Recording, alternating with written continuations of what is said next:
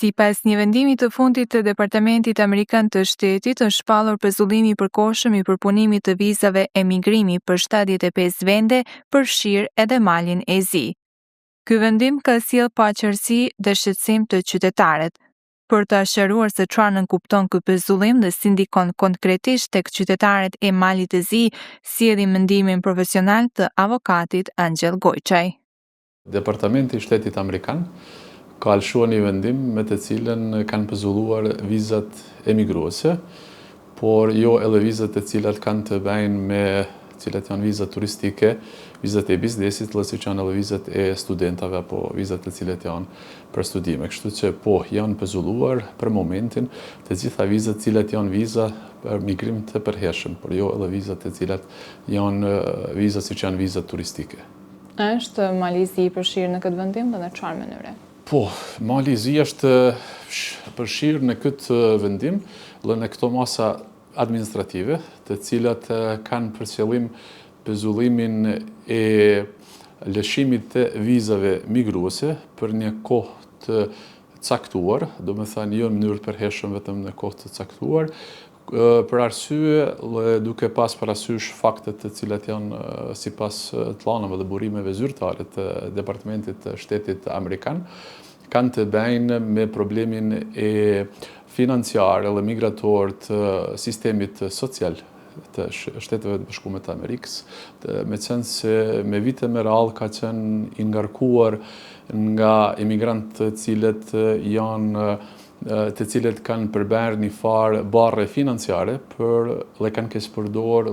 përdor ose kanë përdor nimat financiare të Shteteve të Bashkuara të Amerikës. Kështu që kjo mas është marrë që të mbrohen taksa paguesit të Shteteve të Bashkuara të Amerikës, dhe kjo mas është marrë ndaj aty në shteteve, ku është edhe Mali i Zi, Shqipëria, Kosova, në sa di unë janë gjithsej diku 74 shtete, të cilat sipas atyne të llaneve dhe kritereve ekonomike, por edhe të llanave të cilat i kanë lënë edhe ambasadat, po ashtu edhe të llanave tyre të cilat i kanë zyrtare, këto shtete kanë pas më së shumtit kërkues dhe ata të cilët kanë përfituar nga këto masa sociale, dhe kjo ka përbërë një farë ngarkeset dhe barret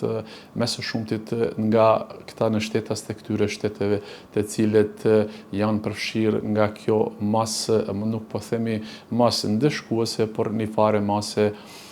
kontrolluese që të kontrollohet fluksi i emigrimeve dhe stabiliteti financiar dhe të mbrohet ai lizi cili është lizi mbi emigrimin cilën e ka në fuqishtë të Bashkuara të Amerikës që nga viti 1952. Kështu që këto masa janë ndaj këtyre shteteve, nuk ka të bëjnë me masa, me qenë se ka pasur kësi interpretime, themi edhe mediatike, se këto masa kanë të bëjnë me probleme të një rase apo në një përkatësi etnike apo diçka tjetër, thjeshtu ka të bëjnë për përforcimin e kritereve dhe shteti Amerikan ndonë që këto masa t'i rishikojnë, t'i shohin se si dhe t'i përforcojnë dhe në të ardhmen të shifet një udhëzim krejt tjetër për përfitimin e të drejtës në migrim. Këtë është fjala për ta kemi qartë për migrim të përhershëm, ku ata shtetas të këtyre shteteve të cilët janë përfshirë nga këto masa duhen që të emigrojnë në mënyrë të përhershëm dhe të jetojnë në SHBA. Këtu thjesht SHBA kërkojnë që këta personat të cilën në të ardhmen do të vinë dhe do të emigrojnë në Shtetet e Bashkuara të Amerikës të kenë një kapacitet financiar, të kenë mundësi financiare që ata të jenë pavarur dhe mos të mbaren nga buxheti i shtetit dhe nga taksa paguesit amerikan. Prej kur hyn në fuqi ky pezullim dhe a dihet se sa do të gjas? Sipas burimeve zyrtare, ose themi më mirë nga faqja zyrtare e Departamentit Shtetënor të SHBA-s, thotë se hyn në fuqi, nëse nuk gaboj, me 21 janar. Kohëzgjatja nuk është e përcaktuar derisa të rishikohen këto masa dhe këto kontrolla administrative. Do me thënë, nuk është lënë një fat i përcaktuar se sa do zgjasin, por do të zgjasin asa është e nevojshme që Departamenti departamenti i shtetit me së bashkut, me përfaqësuesit e tyre diplomatik, kam fjalën për konsullata, ambasada, të bëjnë rishikimet e politikave, rregullave, si dhe udhëzimeve cilat kanë të bëjnë me ata të cilët janë kërkues dhe aplikant të eventual për të emigruar në Shtetet e Bashkuara të Amerikës. Prapë do të theksoj se ta kem qartë, nuk është në pyetje vizat të cilat janë vizat, siç janë vizat studentore FNI, apo vizat turistike, apo për biznesi që janë B1 dhe B2, këto nuk janë të përfshira. Çka do të nënkuptojnë? Kjo nënkupton se edhe në të ardhmen studentat mund të shkojnë në SBA, turistat po ashtu do të jenë të lirë që të shkojnë në SBA. Pra, kjo ka të bëjnë me masat e vetëm atyre të cilët, si për shembull, cilët kërkojnë bashkim familjar apo diçka të tillë. Do të ndajmë pikërisht këtu, pasi në Malsi kemi edhe raste konkrete ku në procese martesore, do të dokumentacioni për vizë emigrimi ka qenë tashmë në proces. Çfarë ndodh me këta persona që kanë aplikuar më herët dhe janë ende në pritje të përgjigjes? Praktika është shumë e qartë. Të gjithë ata kërkues ose aplikantë të cilët kanë kërkuar që të emigrojnë në SBA dhe kanë procedurë dhe kanë dorëzuar aplikimet e tyre pranë organeve kompetente, konsullore dhe diplomatike të Shteteve të Bashkuara të Amerikës, procesi i tyre nuk do të ndalet. Çka do të thonë kjo? Kjo do të thonë se intervjuet e tyre, dokumentacioni do të vazhdojnë. Do të thonë procedurat administrative do të vazhdojnë. Mirë po, me qenë se është lëshuar kjo mas, do të preket vetëm vendimi mbi lëshimin e vizës. Do të thonë, edhe nëse kryen procedura, këta do të vazhdojnë, do të kryejnë procedurën e tyre administrative, mirë po, viza për këta persona është e pezulluar dhe do të preken vetëm në pjesën e asaj se viza nuk do të lëshohet derisa të sillen këto vendime të cilat i përmenda më parë. A ndikon ky pezullim në shanset e ardhshme të një qytetari për aplikim për vizë amerikane edhe pasi të hiqet masa? Masit që të rricën masat, unë mendoj që po, do të ndikojnë, me qenë se kjo është bërë në kas që të mbrohet sistemi financiar dhe migrues në Shtetet e Bashkuara të Amerikës, sepse në të ardhmen besoj dhe ashtu është duke shkuar në drejtim do të kenë rishikime të procedurës, çka nënkupton se në të ardhmen ata të cilët do të fitojnë të drejtën që të migrojnë në Shtetet e Bashkuara të Amerikës duhen të jenë të aftë që të vetë mbahen, të vetë financojnë shpenzimet e tyre në SBA dhe mos të jenë barë e taksa paguesave të shtetit amerikan. Kjo nënkupton që shtresat të cilat janë shtresa vulnerable, shtresat të cilat nuk kanë pas mundësi nga shtetet nga vinë, që në shtetas të atyre shteteve të cilat i përshin kjo mas, nuk kanë pas mundësirë se asë në shtetet e tyre, për shembull të jenë të punësuar, apo se kur në karrierën e tyre nuk kanë punua, ose kanë qenë barë edhe ati shtetit nga vinë, barë sociale flasim, apo shtresat të ndryshme të cilat shifet qartazi se ata nesër kur do të aplikojnë dhe do të mrinë në Shtetet e Bashkuara të Amerikës, ata persona do të përfitojnë nga sistemi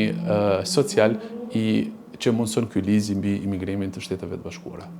Do të thotë në rast se aplikimi nuk aprovohet tani për shkak të pezullimit, a shënohet si refuzim zyrtar apo thjesht si shtyrje e vendimit? Shikoni,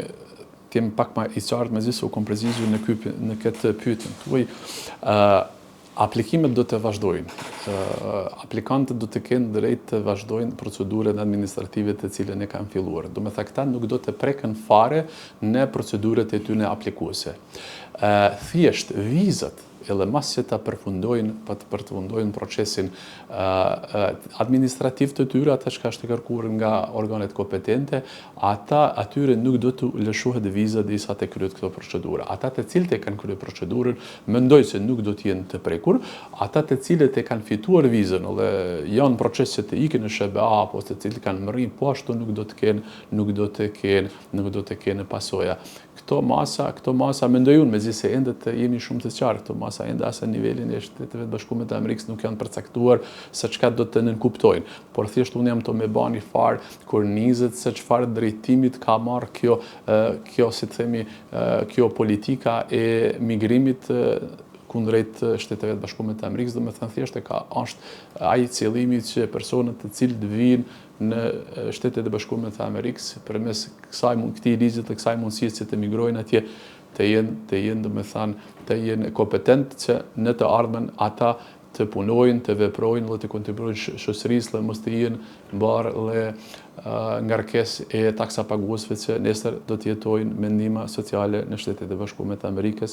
Dhe këta pikërisht këto shtete të cilat i kanë identifikuar se shtetësit e këtyre shteteve janë ata të cilat më së shumtit e kanë përdorur ndihmat sociale për kur kanë rrjedhë dhe kur kanë arrit drejtat e tyre, s'paktu kur kanë arrit drejtën e qëndrimit të përhershëm në Shtetet e Bashkuara të Amerikës. Ka shumë frikë të konfuzion nga qytetarët, cili mendoni se është keqkuptimi më i madh që po qarkullon në lidhje me këtë lajme? Keqkuptime apo spekulime të ndryshme ka spekulime në atë kuptimin se këto janë masa diskriminuese ndaj shtetit. Unë mendoj se këto nuk janë masa diskriminuese, as nuk është një vendim politik emocional nga Shtetet e Bashkuara të Amerikës, por kjo është një vendim i cili është i menduar shumë mirë, sepse Amerika gjendet viteve të fundit, dhe dekadave të fundit nga një ngarkesë, nga një fluks i pakontrolluar të migrimeve legale po dhe ilegale, të cilët edhe ka ngarkuar shumë edhe vetë buxhetin edhe të ardhunat, si të themi, publike, ato të cilat janë përcaktuar për ndihmë sociale në Shtetet e Bashkuara të Amerikës. Mund të them që ka kuptimin e asaj se kjo nuk është zyrtare, ende nuk dihet se çka ka ndodhur, është zyrtare, meqense sot është shumë lehtë që të vërtetohet se ky vendim është i publikuar, kjo masë është e publikuar në faqen zyrtare të Departamentit të Shtetit Amerikan, ku është qartësuar arsyet e sjelljes së kësaj mase, si thash në fillim, kësaj mase kontrolluese. Po ashtu është qartësuar se ka të bëjnë vetëm për vizat të cilat janë viza të migrimit përhershëm dhe nuk ka të bëjnë me vizat të cilat janë viza B1, B2 dhe F, të cilat janë viza turistike apo viza studentore, kështu që ato fare nuk i prek. Kështu që është shumë e qartë, aty nuk ka çka të interpretohet ndryshe. Vetëm mendoj se kjo nuk është fare, themi, një masë ndëshkuese ndaj këtyre shteteve, thjesht tregon që këto shtete kanë pas një fluks më të madh të themit atyre të cilët kanë kërkuar dhe kanë aplikuar për ndihmë sociale në Shtetet e Bashkuara të Amerikës. Sa shpesh ndodhin masat e tilla në praktikë, dhe janë zakonisht të përkohshme apo afatgjata? Më them të drejtën, këto masa varet nga vetë shteti, i cili sill këto masa, se sa do të rrinë këto masa në fuqi, ata do të bëjnë një farë, themi, një rishikim institucional të gjitha procedurave dhe proceseve dhe politikave të tyre që ka të bëjnë nga momenti kur një person kërkon, themi, po marrim si shembull një bashkim familjar, apo në një mënyrë tjetër që kërkon të jetë pjesë e shoqërisë amerikane në kuptimin se të fitojnë drejtën në qëndrim të lirë dhe të drejtën që të punojnë në Shtetet e Bashkuara të Amerikës, nga ai moment procedurat duhet të gjitha të rishikohen në mënyrë institucionale. Pasi të rishikohen këto procedura të gjitha, atëherë do të sillet edhe vendimi nga ata të cilët janë edhe eksperta, duke i marrë të gjitha, si themi, ato plana të cilat i kanë burimet e tyre administrative, ekonomike, po ashtu edhe të shifet se çfarë kahjet ka marrë kjo çështja e migrimit. Mendoj se këto do të jenë më të ashpra, do të forcohen, do të jenë më të qarta, po kjo nuk shkon në ndem të asaj që dikush, themi, të diskriminohet pse vjen nga ky shtet, nga ai shtet apo një shtet tjetër, po këtu ka të bëjnë thjesht me ata që ky sistem mos të keq përdoret, po të funksionojnë ashtu siç është kanë edhe qëllimi i tij, që njerëzit kenë mundësi të migrojnë. Me këtë vendim Shtetet e Bashkuara të Amerikës nuk mbyllin kufit kërkuj, kufit do të jenë të hapur për gjithë, mirë po Shteti Amerikan e ka kuptuar edhe ka shikuar që është koha që të kontrollohet se kush hyn në shtetet e tyre, çka është thjesht themi këta janë duke ekzekutua dhe duke përdorur një drejtë të tyre sovrane se u takon edhe me drejtë ndërkombëtare, edhe me të drejtë të tyre nacionale që të ushtrojnë sovranitetin mbi territorin e tyre. Kështu që me këtë bisedë kuptojmë se nuk ka vend për panik tek qytetarët që kanë planifikuar që këtë vit të vizitojnë SHBA apo jo. Pra, ritheksoj se jo nuk ka arsye as për panik, as për kurfar nuk ndodh diçka si themi diçka e pa qartë në kuptimin të asaj se nuk po dim se çfarë po ndodh, gjithë ata të cilët kanë planifikuar të shkojnë në Shtetet e Bashkuara të Amerikës si vizitor apo me qenë se kemi tani edhe botërorin afër, edhe kush ka bën plane që të shkojnë ta shikojnë, absolutisht gjithë do të kenë mundësi deri tani, po ashtu me këto masa si thash më parë nuk preken as studentat, ata të cilët duan të studiojnë mund të shkojnë të studiojnë, thjesht është fjala vetëm për ata të cilët e kanë pikë synim kartën e Gjelbërt, që i thonë green kartën, siç e përdorin, edhe aty është duke, si themi ne, të dahet shapin nga shëqeri dhe të shifet kush është i kvalifikuar dhe kush nuk është i kvalifikuar dhe mos shkelet ai themi, ai koncepti dhe ai principi i ligjit që ka të bëjë si thonë në gjuhën angleze public charge, që mos të jenë ngarkesë e të llanave e të mirave publike, por ata personat të cilët nesër do të jetojnë në SHBA e kanë mundësi të jenë pjesë e barabartë të asaj shoqërie dhe të kontribuojnë e mos të jenë ngarkesë të shoqërisë amerikane edhe posaçërisht të taksapaguesve amerikanë. Dhe për fund, sa e rëndësishme është për qytetarët që të mbeten të informuar nga burimet zyrtare? Është shumë e rëndësishme me qenë se sot jetojmë në kohën e një zhvillimi shumë të shpejt teknologjik, ku ka marrë, si themi, një farë shpejtësiet jashtëzakonisht të madhe dhe kjo ashtu quajtura inteligjencë artificiale, që ne të bazohemi në burimet zyrtare, të bazohemi të marrim përgjigjet aty ku duhet, dhe gjithmonë kur janë këto çështje, pyetje të drejtat ose probleme të cilat janë probleme diplomatike, probleme ose themi çështje konsullore ose janë ato organe, janë ato institucione të cilat janë kompetente, dhe gjithmonë aty qytetari mund të kërkojë një informat të detajuar nga burimet zyrtare, në rastin konkret nga Departamenti i Shtetit Amerikan apo nga konsullatat, ambasadat, ata të cilët të vetmit janë kompetent që të japin sqarime, shpjegime, madje sot edhe të gjitha ato informata zgjidhen me edhe përgjigjet e shpeshta të cilët ata të cilët janë të interesuar i kanë përgjigjet gjitha aty ku mund t'i lexojmë. Pra, ta sublimojmë dhe ta përfundojmë këtë çështje se mos të kenë, nuk ka arsye as ka vend për kurfar paniket,